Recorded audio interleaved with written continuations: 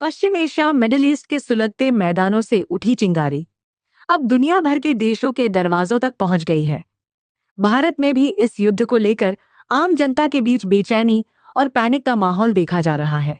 हालांकि केंद्र सरकार ने साफ कर दिया है कि घबराने की कोई जरूरत नहीं है और स्थिति पूरी तरह नियंत्रण में है। इसी सिलसिले में प्रधानमंत्री नरेंद्र मोदी ने एक बड़ा कदम उठाते हुए शुक्रवार शाम 6:30 देश के सभी मुख्यमंत्रियों के साथ एक बेहद अहम बैठक बुलाई है। वीडियो कॉन्फ्रेंसिंग के जरिए होने वाली इस हाई प्रोफाइल मीटिंग में युद्ध के कारण उपजे संकट और राज्यों की तैयारियों पर विस्तार से चर्चा की जाएगी। टीम इंडिया के साथ सुरक्षा और सप्लाई का रोड मैप। प्रधानमंत्री की इस बैठक का मुख्य उद्देश्य टीम इंडिया की भावना के साथ केंद्र और राज्यों के बीच तालमेल बिठाना है। पीएम मोदी चाहते हैं कि युद्ध के इस कठिन समय में पूरा देश एक सुर में खड़ा दिखे। बैठक में राज्यों की आपातकालीन योजनाओं और आवश्यक वस्तुओं की आपूर्ति की समीक्षा की जाएगी। एक महत्वपूर्ण बात यह है कि जिन राज्यों में फिलहाल चुनाव होने वाले हैं और आचार संहिता लागू है, वहां के मुख्यमंत्री इस बैठक का हिस्सा नहीं होंगे। चुनाव वाले राज्यों के लिए कैबिनेट सचिवालय के माध्यम से मुख्य सचिवों के साथ एक अलग बैठक आयोजित की जाएगी ताकि संवैधानिक मर्यादा बनी रहे और काम भी न रुके। जमाखोरों और कालाबाजारियों पर गिरेगी सरकार की गाज। हाल ही में संसद के दोनों सदनों में पीएम मोदी ने युद्ध के हालातों पर देश को संबोधित किया था।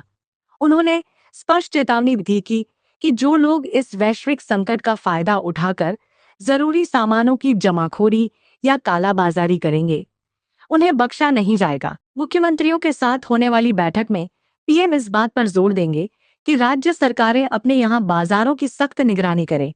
पीएम ने दो टूक कहा है कि संकट के समय आम जनता को महंगाई की मार से बचाना शासन की पहली प्राथमिकता होनी चाहिए। जहां भी राशन, तेल या गैस की जमाखोरी की शिकायत मिले, वहां तुरंत और कड़ी कानूनी कार्रवाई की जानी चाहिए। ईंधन का संकट और मेड इन इंडिया जहाजों का दम। युद्ध की वजह से वैश्विक स्तर पर तेल और गैस की सप्लाई चेन बुरी तरह प्रभावित हुई है। पीएम मोदी ने पहले ही भरोसा दिलाया है कि भारत के पास ईंधन का पर्याप्त भंडार मौजूद है।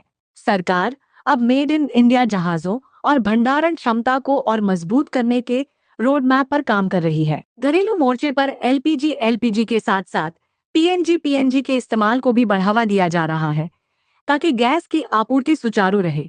पीएम का मानना है कि भले ही दुनिया को इस युद्ध के नुकसान से उबरने में लंबा वक्त लगे, लेकिन भारतीय अर्थव्यवस्था की बुनियाद इतनी मजबूत है कि हम किसी भी झटके को सहने के लिए तैयार हैं।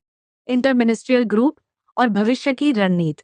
युद्ध के अल्पकालिक और दीर्घकालिक प्रभावों से निपटने के लिए सरकार ने एक विशेष इंटर मिनिस्ट्रियल ग्रुप का गठन किया है। ये ग्रुप हर पल की स्थिति पर नजर रख रहा है।